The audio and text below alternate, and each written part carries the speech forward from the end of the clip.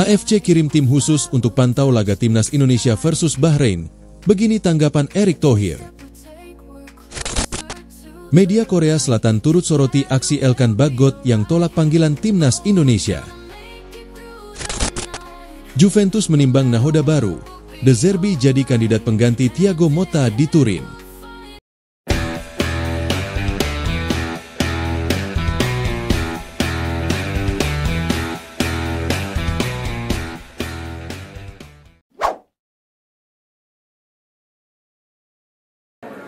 Bahkan yang saya dengar dari Pak Sekjen bahwa Bahrain sendiri dan AFC akan terus memantau selama ada pertandingan pada 25 Maret nanti. Jadi mengirim tim khusus. Jadi kita juga agak bingung sih. Cuman ya itu bagian kita ngasih lihat menjadi tuan rumah yang baik. Kita sudah membuktikan kemarin. AFC kirim tim khusus untuk pantau laga timnas Indonesia versus Bahrain. Begini tanggapan Erick Thohir. Konfederasi Sepak Bola Asia, AFC, akan memantau langsung duel timnas Indonesia melawan timnas Bahrain pada laga putaran ketiga Grup C kualifikasi Piala Dunia 2026 zona Asia. Pertandingan itu akan digelar di Stadion Utama Gelora Bung Karno, SUGBK, Senayan, Jakarta, pada Selasa, 25 Maret 2025. Pemantauan dari AFC pada duel Indonesia versus Bahrain itu diungkapkan Ketua Umum, Ketum, PSSI Erick Thohir. Erick mendapat informasi itu dari Sekretaris Jenderal, Sekjen, PSSI, Yunus Nusi. Bahkan yang saya dengar dari Pak Sekjen, Bahrain sendiri dan AFC akan terus memantau selama pertandingan 25 Maret nanti. Jadi, mengirim tim khusus, kata Erick, di Jakarta, Jumat, 28 Februari 2025. Erick berujar bahwa tidak gusar dengan kehadiran tim khusus itu. Erick menilai, hal itu menjadi momentum yang baik untuk menunjukkan bahwa Indonesia adalah tuan rumah yang ramah. Langkah yang dilakukan AFC itu tampaknya diambil atas respons terhadap hasil pertandingan pertama antara Bahrain melawan Indonesia pada 10 Oktober 2024. Duel itu berakhir kontroversial usai Bahrain menyamakan kedudukan 2-2 lewat gol Mohamed Marhon di menit ke-99. Padahal, dalam laga itu, wasit memberikan menit tambahan hanya 6 menit saja. Dampaknya, banyak pendukung timnas Indonesia yang tidak puas dan melampiaskannya terhadap akun media sosial Federasi Sepak Bola Bahrain, BFA. Sebelumnya, Bahrain juga sempat bersurat kepada AFC agar duel kontra timnas Indonesia dilangsungkan di tempat netral.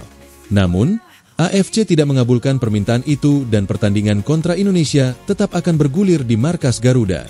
Saat ini, Indonesia sedang berjuang agar meraih hasil maksimal di putaran ketiga Grup C kualifikasi Piala Dunia 2026 zona Asia. Pasukan Merah Putih berada di peringkat ketiga klasemen sementara dengan koleksi 6 poin. Timnas Indonesia mencatatkan 1 kemenangan, 3 hasil imbang, serta menelan 2 kekalahan. Timnas Indonesia harus menjadi runner-up grup jika ingin lolos otomatis ke Piala Dunia 2026. Sementara itu, apabila gagal, Timnas Indonesia masih bisa berjuang di putaran keempat dengan catatan finish di posisi ketiga atau keempat di putaran ketiga saat ini. PSSI masih lobi Federasi Australia soal kuota tiket awal Timnas Indonesia. PSSI masih terus berupaya berkoordinasi dengan Federasi Sepak Bola Australia soal kuota tiket away jelang lawatan Timnas Indonesia ke Australia. Hal ini melihat animo fans skuad Garuda yang besar menjelang pertandingan. Timnas Indonesia akan dijamu Australia dalam lanjutan ronde 3 kualifikasi Piala Dunia 2026. Matchday ke-7 itu akan digelar di Sydney Football Stadium, tanggal 20 Maret 2025. Bagi pecinta bola tanah air, laga ini sangat ditunggu-tunggu karena peluang lolos Timnas Indonesia masih cukup terjaga. Diperkirakan akan ada banyak supporter yang akan datang mendukung langsung perjuangan Garuda di Sydney. Diketahui, tiket untuk pertandingan Australia versus Indonesia sebenarnya sudah dinyatakan habis pada 11 Februari. Kemudian Federasi Australia merilis tiket tambahan yang akan bisa dipesan pada hari Senin, 3 Januari 2025. Adapun venue pertandingan memiliki kapasitas sekitar 42.000 penonton. Jika jatah 5% yang merupakan aturan baku untuk supporter away berlaku, maka ada sekitar 4,2 ribu penonton Timnas Indonesia di Sydney Football Stadium. Media Korea Selatan turut soroti aksi Elkan Bagot yang tolak panggilan Timnas Indonesia. Elkan Bagot dikabarkan menolak panggilan untuk membela timnas Indonesia. Kabar ini diungkapkan oleh pengamat sepak bola nasional, Haris Pardede atau yang sering disapa Bung Harpa. Melalui akun YouTube pribadinya, Bung Harpa menjelaskan bahwa Elkan Bagot hampir pasti tak bisa membela timnas Indonesia pada bulan Maret 2025. Sebagai informasi, tim asuhan Patrick Kluivert memiliki jadwal 2 kali bertanding pada bulan ini. Rinciannya yakni melawan Australia, 20 Maret dan Bahrain, 25 Maret. Ini merupakan laga lanjutan putaran ketiga Grup C kualifikasi Piala Dunia 2026 zona Asia. Elkan Bagot sendiri dikabarkan sedang fokus untuk memperkuat klubnya yakni Blackpool. Hal ini rupanya turut disoroti media asal Korea Selatan, Best 11. Menurut media lokal, pelatih Kluivert secara pribadi menghubungi Bagot dan mengundangnya untuk bergabung dengan tim nasional, tetapi dia menolaknya. Pembenaran Bagot adalah bahwa ia ingin fokus pada timnya dan meningkatkan kinerjanya. Sementara itu, Best 11 menilai absennya Bagot bukan masalah besar bagi timnas Indonesia. Menurutnya, timnas Indonesia masih memiliki bek berkualitas lainnya. Seperti contohnya adalah Jai Itzes, Rizky Ridho hingga Mes Hilgers. Di sisi lain, pelatih Kluivert beruntung memiliki banyak bek tengah bahkan tanpa Bagot. Kapten Jai Itzes, Jordi Amat, Mes Hilgers dan Rizky Ridho semuanya diperkirakan akan bermain, tulis Best 11.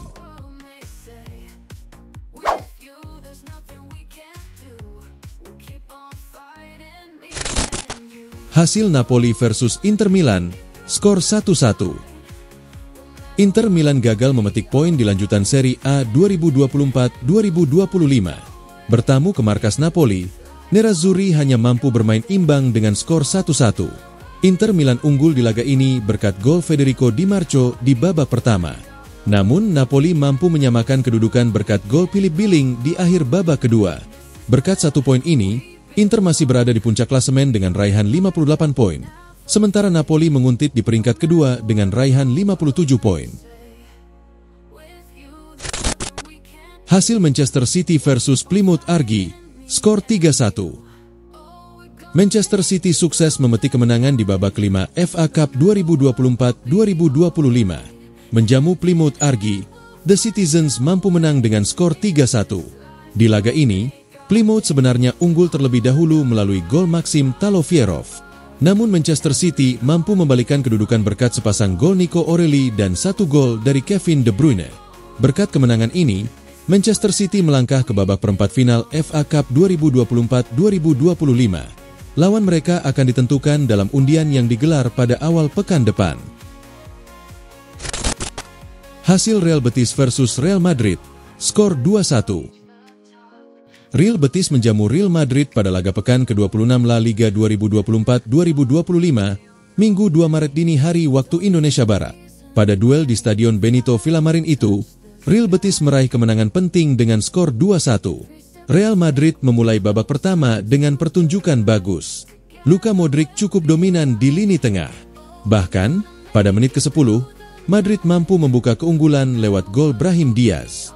Pemain asal Maroko itu mencetak gol ke gawang Adrian setelah menerima umpan dari Ferland Mendy. Gol cepat ini membuat Real Betis tersengat dan mencari momentum untuk segera bangkit. Real Betis menyamakan kedudukan lewat gol yang dicetak Johnny Cardoso pada menit ke-34. Dimulai dari sepak sudut Isco, Cardoso lepas dari kawalan Antonio Rudiger mampu melepas sundulan yang membobol gawang Real Madrid. Skor menjadi 1-1. Sementara, lewat Isco dan Antony, Betis punya serangan balik yang sangat berbahaya. Kecepatan serangan balik Betis bahkan berujung penalti pada menit ke-53 setelah Jesus Rodriguez dijatuhkan oleh Rudiger. Isco maju sebagai eksekutor. Arah sepakan Isco bisa ditebak oleh Thibaut Courtois. Namun, bola melaju dengan deras ke dalam gawang. Betis membalikan skor menjadi 2-1. Real Madrid kalah dengan skor 2-1. Hasil ini membuat Madrid terancam tertinggal dari Barcelona dan Atletico Madrid dalam persaingan gelar juara. Sementara, dengan 38 poin, Betis kini berada di peringkat ke-6 klasemen. Andreas Christensen kembali menepi usai cederanya kambuh. Hanya beberapa hari setelah menerima lampu hijau medis, bek FC Barcelona, Andreas Christensen mengalami kambuhnya cedera yang membuatnya absen selama 3 hingga 4 minggu, lapor Javi Miguel.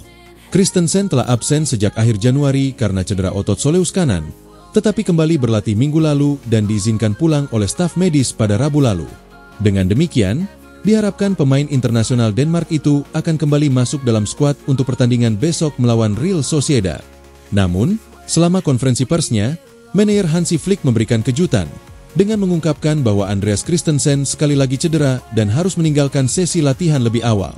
Kini, Javi Miguel mengonfirmasi bahwa mantan bek Chelsea itu mengalami kambuhnya cedera sebelumnya, masalah otot soleus kanan, dan kini akan absen selama 3 hingga 4 minggu lagi.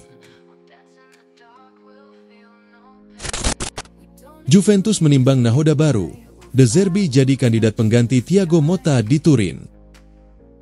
Rumor pergantian pelatih kembali mengiringi langkah Juventus menuju akhir musim 2024-2025. Posisi Thiago Motta dikabarkan tidak sepenuhnya aman meski baru beberapa bulan menukangi tim. Menurut laporan La Gazzetta dello Sport, Juventus telah mempertimbangkan Roberto De Zerbi sebagai calon pengganti Motta jika pelatih asal Italia itu kehilangan jabatannya. Kabar ini muncul setelah Juventus tersingkir secara mengejutkan di Coppa Italia dari tim papan bawah Serie A, Empoli. Cristiano Giuntoli, direktur Juventus, sempat menyatakan dukungan kepada Motta di depan publik. Namun, kegagalan di Coppa Italia disebut-sebut meninggalkan luka mendalam di manajemen klub. Situasi Motta di Juventus memang semakin rumit. Menurut Gazzetta, sekadar finish di 4 besar Serie A tidak cukup untuk menjamin posisinya musim depan.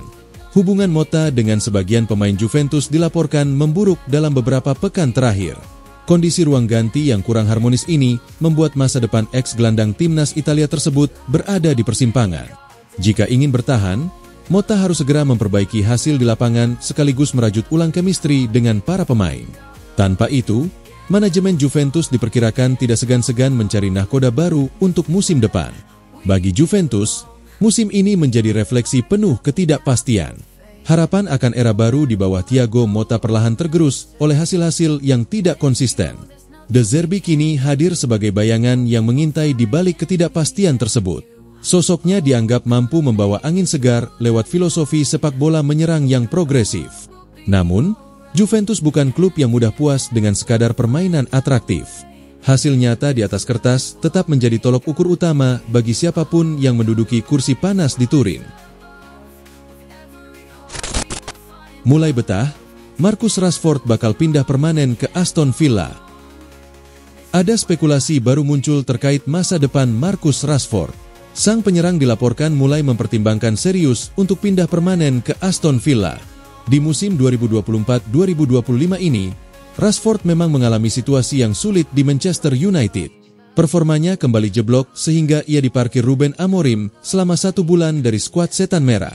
Alhasil di bursa transfer musim dingin kemarin, ia memutuskan pindah klub. Ia bergabung dengan salah satu klub kuda hitam Inggris, Aston Villa. Rashford seharusnya kembali ke Manchester pada akhir musim 2024-2025 nanti. Namun The Sun melaporkan bahwa Rashford berpotensi menetap lebih lama di Villa. Menurut laporan tersebut, Rashford kini mempertimbangkan serius untuk pindah permanen ke Aston Villa. Ini disebabkan ia mulai menemukan performa terbaiknya bersama Aston Villa. Ia merasa cocok dengan skema yang diterapkan Unai Emery bersama The Villans. Apalagi Villa saat ini mulai rutin bermain di Liga Champions dan menjadi penantang gelar juara. Jadi Rashford menilai proyek Villa bakal cocok untuk dirinya. Menurut laporan yang sama, Manchester United pada dasarnya tidak akan menghalangi kepindahan Rashford ke Villa secara permanen. Mereka percaya bahwa Rashford memang tidak cocok dengan skema yang dirancang Amorim. Jadi daripada hanya menjadi beban bagi keuangan mereka, MU siap menjualnya. Menurut kabar yang beredar belakangan ini, Aston Villa bukan satu-satunya klub yang ingin diperkuat Rashford. Sang pemain juga dilaporkan punya asa besar untuk bermain di La Liga bersama Barcelona di musim depan. Minat lama bersemi lagi. Bayern Munchen kembali memburu Hakan Calhanoglu. Bayern Munchen kembali dikaitkan dengan bintang Inter Milan, Hakan Calhanoglu. Raksasa Bundesliga itu kabarnya tengah mempertimbangkan nama gelandang 31 tahun Turki sebagai calon pengganti Joshua Kimmich. Joshua Kimmich berpotensi meninggalkan Bayern pada akhir musim ini. Proses negosiasi kontrak baru yang berjalan buntu membuat Bayern dikabarkan menarik tawaran perpanjangan untuk sang gelandang Jerman. Situasi inilah yang membuka peluang bagi Bayern untuk menghidupkan kembali minat mereka pada Çalhanoğlu. Gelandang timnas Turki itu sebelumnya sudah masuk radar Bayern sejak bursa transfer musim panas tahun lalu.